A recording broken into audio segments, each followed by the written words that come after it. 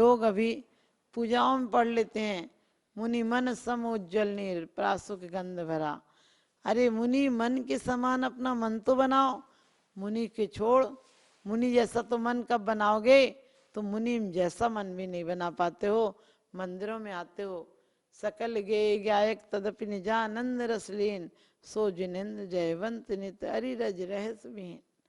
हम वैसे परमात्मा जो सकल गे गायक सभी गेयों को जानने वाले हैं, उनके सामने भी कपट करते हैं, उनके सामने भी किताबों के पेज पलट कर चले जाते हैं, डिब्बी के चावल चौकी पर चढ़ा कर चले जाते हैं।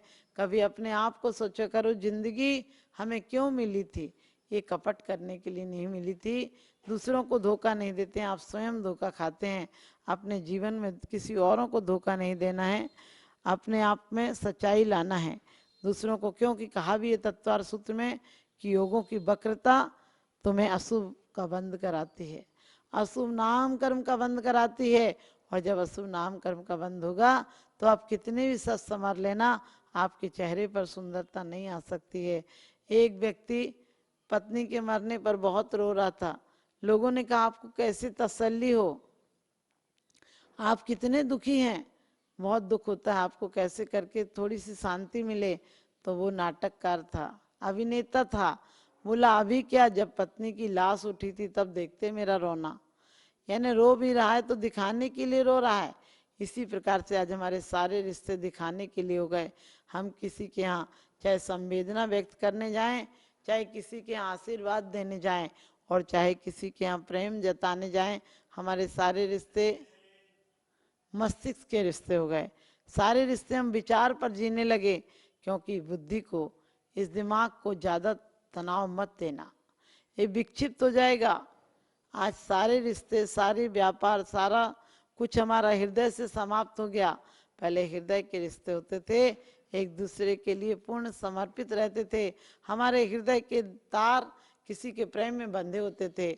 और जो इंसान जमीन पर रहकर इंसान को इंसान की तरह प्रेम नहीं कर पाएगा, वो परमात्मा से, तीन लोकनाथ से कैसे प्रेम कर पाएगा?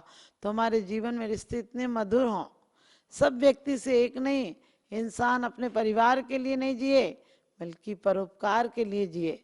जिस दिन हमारे परिणामों में यह जाएगा कि संपूर्ण दुनिया हमारा परिवार है, विश्व मैत्री की भावना आ जाएगी। अभी तुम विश्व मैत्री के नारे लगाते हैं और कहते हैं जन जन का जैन धर्म है, कौन थे क्या हो गए, कौन थे क्या हो गए, आदर्श हमने खो दिए, और प्यार के गुलशन में प्यारे बीज विष के बो दिए।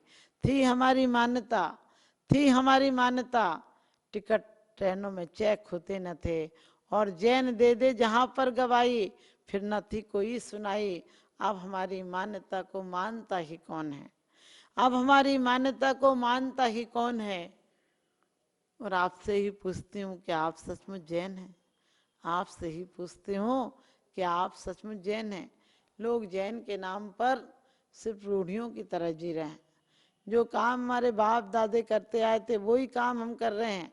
हम कहते हैं मंदिरों में जीवन शैली बदल लो, अपने आचार विचार बदलो, अपना व्यवहार बदलो, और अपने दिलों को किसी की प्रेम में, किसी की स्मृति में। बड़ी अच्छी बात कही है कि भगवान आपकी तो पुण्य स्मृति भी चित्तों को पवित्र कर देती है। जो आपको सच्चे दिल से ध्याता है वो इस जगत में भी जगत पूज्य हो जाता है। जो आपको ध्याता है वो अपने आप में सुख को प्राप्त करता है। जो आपको बिसराता है वह दुखों का पात्र हो जाता है, दुखों का खजाना हो जाता है, दुखों का पिटारा हो जाता है। तो आपको सुखों का पिटारा बनना है तो अपना एक क्षण भी, एक सेकंड भी किसी व्यर्थ बातों में नहीं गंवाना। धर्मात्मा व्यक्ति को तो लगता है कि एक क्षण भी क्यों गंवाए, इसमें भी आश्रव हो रहा है, प्रत्येक क्षण हमें आश्रव हो रहा है। वो शुभ भी हो सकता है, अशुभ भी हो सकता है, यदि हमारे मन वचन का एकाग्रता को लिए हुए हैं, यदि हमारे मन वचन पर हमारा एक कंट्रोल है कि मन में कोई विकार तो नहीं आ रहा है, मन में कोई ईर्षा तो नहीं आ रही। आज हर आदमी डिप्रेशन में क्यों जी रहा है? क्योंकि सहजता खो गई है, उसकी जिंदगी में बनावट ने स्थान ले लिया है। उसके हृदय के तंतु कसे होना चाहिए, यानी बिल्कुल किसी के प्रेम में जकड़े हुए होना चाहिए। परमात्मा की स्मृति, पुण्य स्मृति हमारे चित्तों में होना चाहिए। लेकिन हम आज कभी हिसाब लगा कर देखना, अपनी डायरी पर लिखना कि पूरे दिन में तुम कितने लोगों से दुश्मनी कर लेते हो और दुश्मनी को कितना याद कर लेते हो और रोज पढ़ते हो घर घर चर्चा रही धर्म की। अरे चर्चा ऐसे रहेगी तुम्हारे जीवन में अर्चा धर्म की हो जाएगी, तुम्हारे मनों में धर्म स्थान पाएगा, तब कहीं जाकर वचन में और काया में आएगा। जिसकी काया स्वस्थ होती है उसका वाणी भी सुंदर निकलती है। आपने देखा हो ज्यादा बुखार आ रहा हो, कोई बीमारी हो, तो आप अच्छे से बोल नहीं पाते हैं, बोल नहीं पाते हैं। लोग कहते हैं हम तो बोल लेते हैं, बोल क्या लेते हैं, जिस दिन अंदर से बोली निकलेगी। आजकल तो लोग बोलते भी हैं तो टाइम पास करने के लिए बोलते हैं, एक दूसरे को बातचीत करते हैं। एक सफ़र कर रहे थे दो व्यक्ति और दो लोग सफ़र कर रहे थे और रास्ते में एक ने एक से पूछा आप कहाँ रहते हैं, उसने कहा कि आगरा। कहने लगे आगरा में किस कॉलोनी में रहते हैं, बोले कमला नगर में। बोले हम भी कमला नगर में रहते हैं।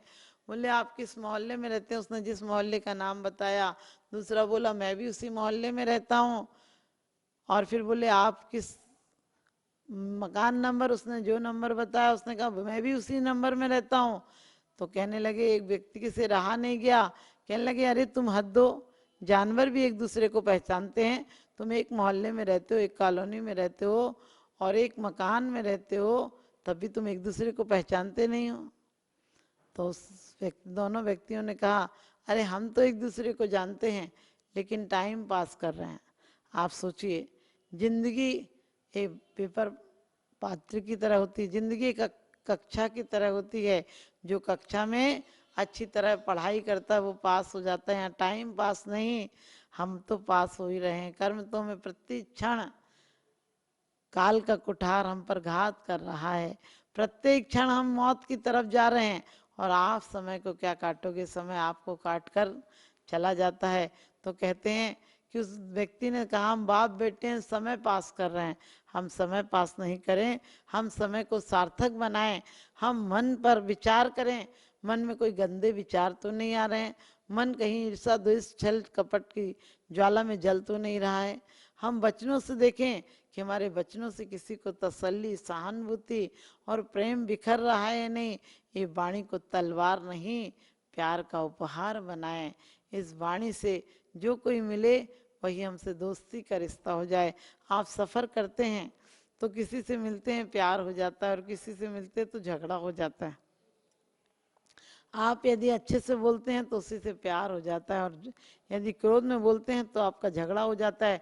आज आपने विचार किया, अपने जीवन को टटोल कर देखना कि तुम्हें जीवन की वीणा बजाना नहीं आता, अज्ञानी की तरह बजाओगे तो जीवन से बेसुरे स्वर निकलेंगे, बेढंगे स्वर निकलेंगे। और यदि जीवन की वीणा को बजाना सीख जाओगे तो वही वीणा बहुत मधुर स्वर देगी। तो आपकी वीणा भी मधुर स्वर दे, आपके जीवन में संगीत भर दे। इसलिए बहुत प्यार से बोलो किसी से भी, दुश्मन से भी।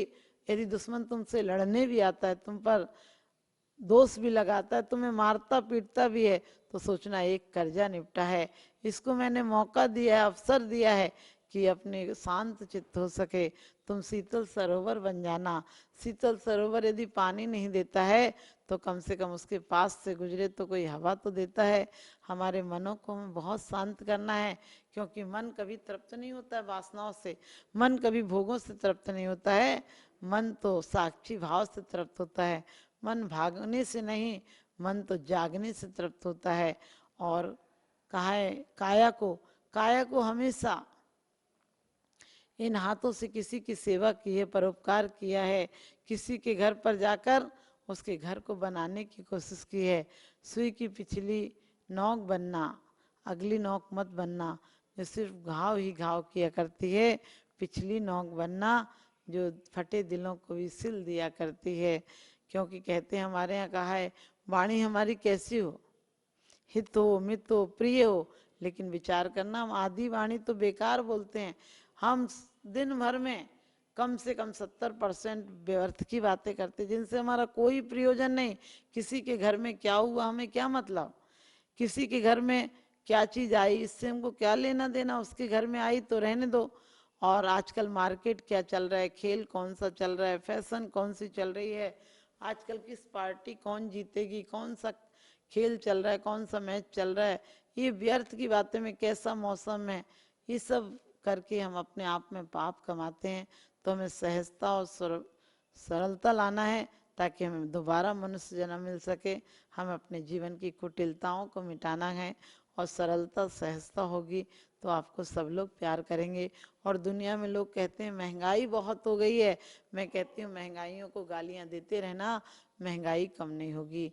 लेकिन इस जीवन को महंगा बना दो, इस जीवन को सुलभ बना दो।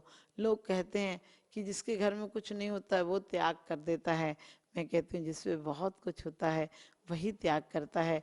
वरना इस मार्ग पर आकर भी लोग इकट्ठा करते रहते हैं। इकट्ठा नहीं करना, जो मिला उसको अर्पण करना है, उसे त्याग करना और त्याग के माध्यम से अपने जीवन को सफल बनाना है।